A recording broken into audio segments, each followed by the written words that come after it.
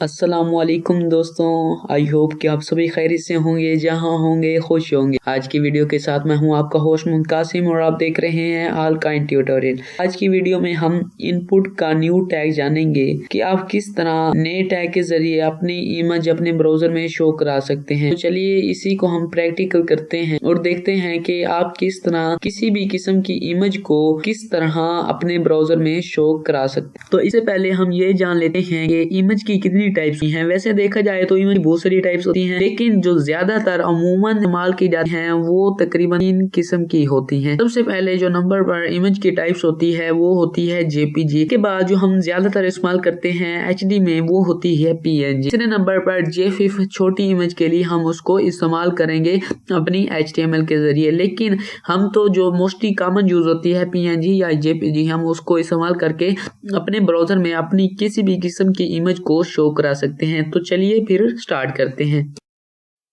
अब हम जानेंगे आप किस तरह अपने ब्राउजर में इमेज को पुट कर सकते हैं बाय यूजिंग HTML। तो सबसे पहले हम इसका एक टाइटल दे देते हैं। यहाँ पर मैं इसका टाइटल दे देता हूँ इमेज इनपुट टैग, यानी कि आपने इमेज पुट करनी है अपने ब्राउज़र में। तो सबसे पहले मैंने इसका टाइटल दे दिया और फिर अपनी बॉडी, यानी अपनी बॉडी नहीं बल्कि नोटपैड के जो मैंने स्ट्रक्चर बनाया है HTML की बॉडी में जाऊंगा। वीडियो स्ट्रक्चर बनाने से पहले मैं फाइल को सेव भी कर लेता हूँ और यहाँ पर लिख देता हूँ इमेज इनपुट टैग डॉट, इसकी एक्सटेंशन दे देता हूँ HTML। और ये जो हमारी फाइल है वो सेव हो चुकी है।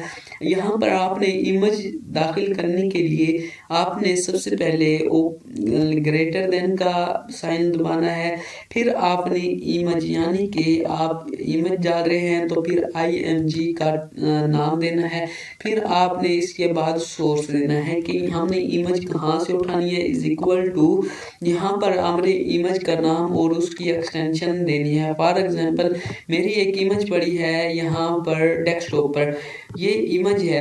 आपने राइट क्लिक करना है, ये देखेंगे जिस पर मैंने क्लिक किया, राइट क्लिक करके प्रॉपर्टी पर जाना है। आप देख रहे हैं कि जो इसका नाम है इमेजेस है और इसकी एक्सटेंशन जो है .png है। आपने इसको कॉपी कर लेना है और जो अपने नोटपैड में इसको पेस्ट कर देना है और इसका जो लेस देन का टैग है वो आपने कर देना है क्लोज।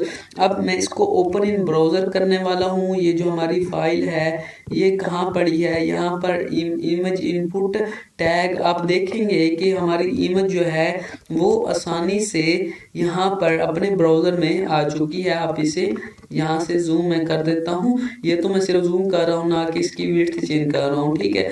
जो बाय डिफॉल्ट मैं इसकी 100 कर देता हूँ। ये जिस तरह की भी इमेज थी वो यहाँ पर आ चुकी है।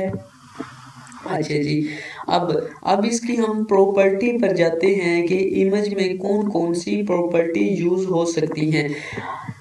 लेस देन के टैग के बाद आपने इसकी प्रॉपर्टी लगा देनी है, यानी कि आप इस तरह की प्रॉपर्टी लगा सकते हैं। सबसे पहले जो विड्थ यूज होती है वो, यानी कि प्रॉपर्टी यूज होती है वो है विड्थ।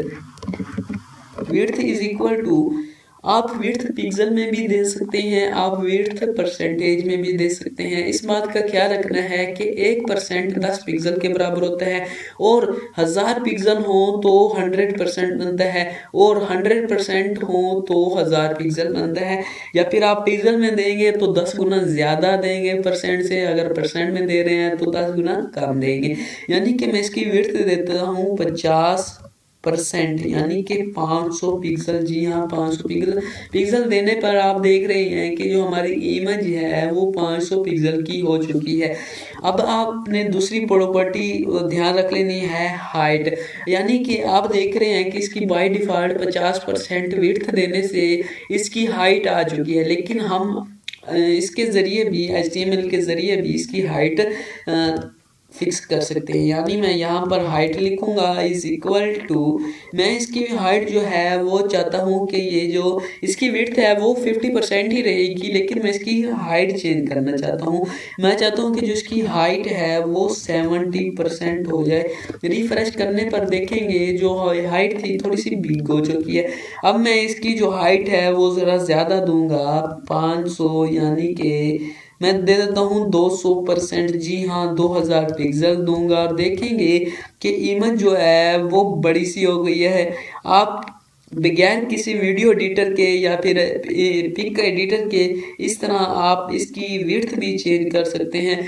अब आपके दिमाग में ये ख्याल होगा, ये सोच होगी कि इसकी विड्थ तो 150% ही है, तो हम जितनी विड्थ देना चाहें, हाइट देना चाहें तो दे सकते हैं। जी हाँ, आप चाहे 50,000% भी देना तो फिर भी ये आपको हाइट शो कराएगा। ये मैं कोई झूठ नहीं बोल रहा। जैसे कि मैं 4000% ले लेता हूँ तो देखेंगे जो इसकी विड्थ है अनलिमिटेड हो जाएगी। यानी कि मैं नीचे स्क्रॉल करता जाऊँ और ये जो एक वर्ड है वो तकरीबन पूरे पेज पर आएगा। देखेंगे एक वर्ड है, ये एक आपको एक वर्ड है और ये पूरे पेज में शो हो रहा है। ये देखेंगे लफ्ज लिखे हुए हैं और किस तरह ये बिग हो चुके हैं। और आप इसका लेआउट भी देख रहे हैं कि ये कैसा चेंज हो चुका है। और इसकी जो विड्थ है बाय डिफ़ॉल्ट वो कितनी रही है, 50% ही रही है। अब की जो कन्क्लूजन है वो मैंने चेंज कर दिया है कि आया कि आप 10,000 भी देना चाहें तो दे सकते हैं। ये तो एक हंसी मजाक में ही काम चल रहा है। हम इसकी जो विड्थ है वो हाइट जो है 50% ही दे देंगे। रिफ्रेश करने पर जो इसकी बाय डिफ़ॉल्ट हमने 50 जो दी है वो आ चुकी है। इसके बाद हमारे नेक्स्ट प्रॉपर्टी है आर्ट। आर्ट अमूमन HTML में तो यूज़ नहीं होती, लेकिन अगर आप जावास्क्रिप्ट के डेवलपर हैं यानी आप उसको अच्छे तरीके से आती है तो आप उसे यूज़ कर सकते हैं। मैं यहाँ पर लिख देता हूँ आर्ट में ऑल काइंड ट्यूटोरियल्स। सेव करने पर आप देखेंगे कि इसमें कोई भी फ़र्क नहीं पड़ने वाला। ये सिर्फ एक जावास्क्रिप्ट का काम है, लेकिन फिर भी मैंने आपको ओवर एजुकेशन के लिए ये आर्ट भी बता दिया, लेकिन इसका ज़्यादा कोई काम नहीं है। इसके बाद हमारी नेक्स्ट प्रॉपर्टी है और लास्ट प्रॉपर्टी भी है टाइटल की। जी हाँ, आप इमेज को कोई भी टाइटल दे सकते हैं और क्लिक करने पर जो इमेज का टाइटल है वो आपको शो हो जाएगा। यानी कि आप देख रहे हैं कि मैं इमेज पर जैसे ही जाता हूँ तो कोई मुझे मैसेज शो नहीं होता। टाइटल देने से इससे मुझे मैसेज शो होगा। लाइक मैं जैसा कि इसका टाइटल दे देता हूँ search box design. Search box यहाँ पर लिख देता हूँ सर्च बॉक्स डिज़ाइन। सेव किया, रिफ्रेश किया और जैसे ही मैं कर्सर लेकर जाऊंगा तो ये यहाँ पर कोई मिस्टेक हुई है।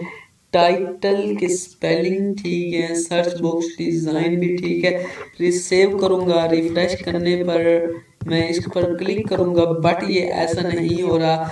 ये मिस्टेक दो तरह से हो सकती है, या तो मैं फिर इसे फायरफॉक्स से ओपन करूँ, क्योंकि कुछ ब्राउज़र ऐसे होते हैं जो कुछ टैग्स जो हैं वो नहीं यूज़ कर पाते। आप देखेंगे कि जो मैंने फायरफॉक्स से इसको ओपन किया है तो ये अब मुझे शो करा रहा है। अब मैं देखेंगे कि जैसे क्लिक करता हूँ ये देखेंगे आपको एक ब्लैक कलर बैकग्राउंड कलर है और जो इसका फ़ॉन्ट कलर है वो सर्च बॉक्स डिज़ाइन आपको शो हो रहा है। इसका टाइटल आपको शो हो रहा है, अच्छे तरीके से आप देख भी सकते हैं। रिफ्रेश करता हूँ और यहाँ पर आता हूँ और मैसेज होता है, ये देखेंगे search box design. I hope कि आपको ये छोटा सा ट्यूटोरियल बहुत अच्छा लगा होगा। आपने इस बात का ध्यान कर लेना है, कुछ ब्राउज़र होते हैं कुछ टैग्स को कंट्रोल नहीं कर पाते, आप दूसरे ब्राउज़र से आप इसे ओपन कर सकते हैं। तब ये थी आज की वीडियो। आई होप कि आपको वीडियो अच्छी लगी होगी। अगर अच्छी लगी है तो लाइक कर दें और सब्सक्राइब का बटन दबा दें। मिलते हैं नेक्स्ट वीडियो में, तब तक के लिए मुझे दीजिए इजाज़त। आपका सिंसियर मोहम्मद कासिम।